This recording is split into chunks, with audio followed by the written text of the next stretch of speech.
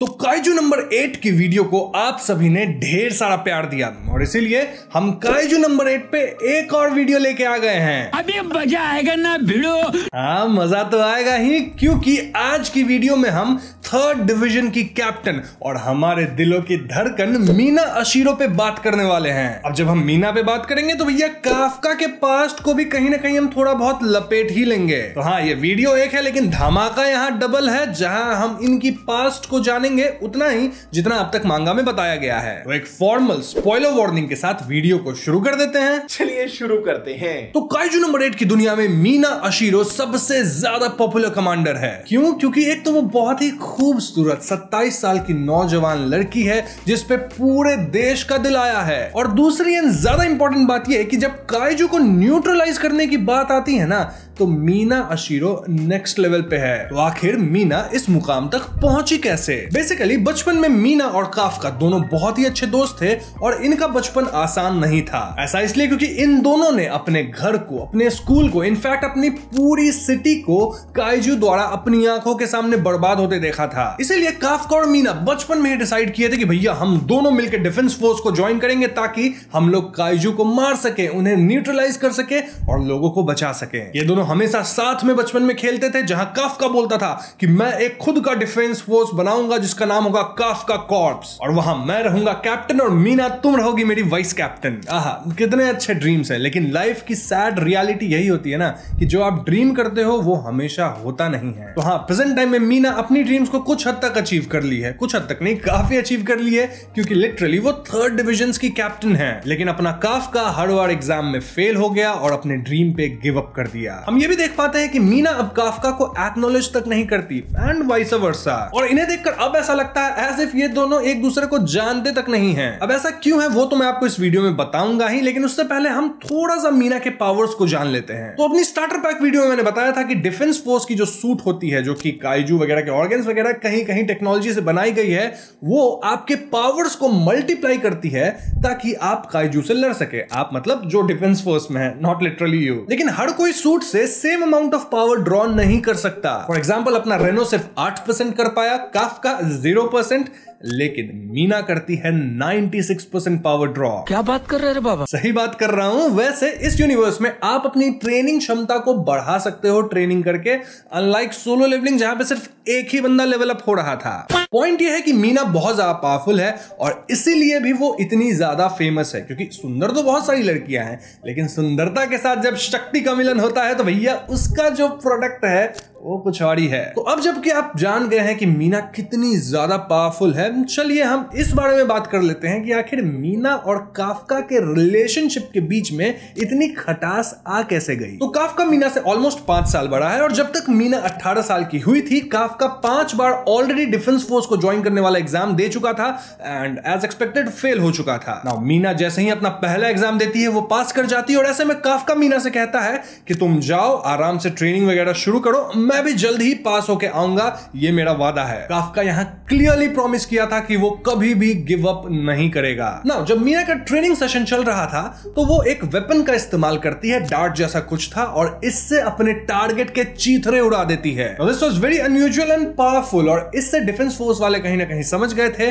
कि मीना वेपन्स चलाने में, फायर आर्म्स जो होते हैं उसमें बहुत ज्यादा एक्सपर्ट है। मतलब एकदम नेचुरल स्किल है मीना का when it comes to firearms. और ऐसे देखा जाए तो दूसरे क्षेत्र में भी मीना अबव एवरेज है, मतलब कुछ खास नहीं, लेकिन फायर आर्म्स की जब बात आती है ना तो मीना कुछ एक्स्ट्रा ऑर्डिनरली पावरफुल है। वैसे में मीना को फायर आर्म्स से रिलेटेड ही ट्रेनिंग्स दी जाती है ताकि वो बड़े बड़े मॉन्स्टर्स को मार गिरा सके। अब भले ही दिखने में मीना एकदम स्ट्रॉन्ग, काम, सुंदर, एक अलग ही डिमीनर लेके चलती है, लेकिन अंदर से वो डरी हुई होती है। वो होप कर रही थी कि काफका जल्द ही उसको ज्वाइन करे, जो कि उसका पिलर ऑफ स्ट्रेंथ बन सकता है। इतना ही नहीं, जब भी एक काइजू को शूट करना होता है मीना काफी प्रेशर में आ जाती है, क्योंकि वो सोचने लगती है कि अगर मेरा शॉट मिस हुआ तो कितने मासूमों की जान चली जाएगी, ये हो जाएगा, वो तबाही मच जाएगी, मतलब बहुत ज्यादा ओवरथिंकिंग। अब भले ही मीना इतनी एक्सपीरियंस हो गई है कि वो ये अपने शक्ल पे आने नहीं देती इतनी टेंशन, लेकिन आज भी हर एक काइजू को मारने से पहले मीना के अंदर ये वाला प्रेशर बिल्डअप जरूर होता है। तो आप समझ सकते हैं कि मीना के लिए काफका कितना इंपॉर्टेंट था, क्योंकि काफका ही तो उसको मेंटल स्ट्रेंथ देता, सपोर्ट देता,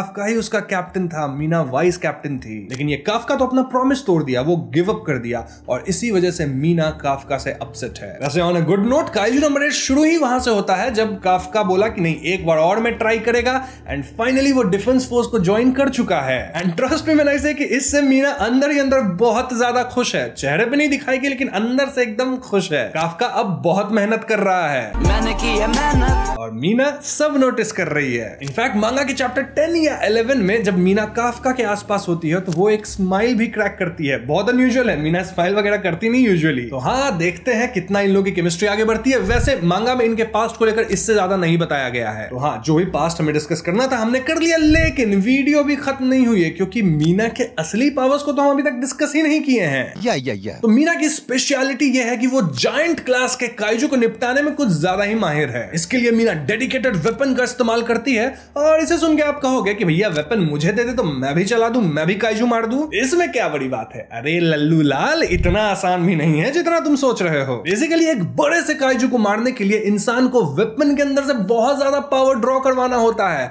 और ये काम बिल्कुल भी आसान नहीं है। अब अगर आप पावर ड्रॉ नहीं कर पाओगे तो आपका शॉट पावरफुल नहीं होगा, लिटरली गुलेत जैसा आपका शॉट निकलेगा, या फिर आपका रेंज नहीं होगा बहुत ज्यादा। और ये सब नहीं हुआ तो आपके शॉट्स काइजू के स्किन को पेनिट्रेट तक नहीं कर पाएंगे, उसे लगेगा कोई पत्थर मारा।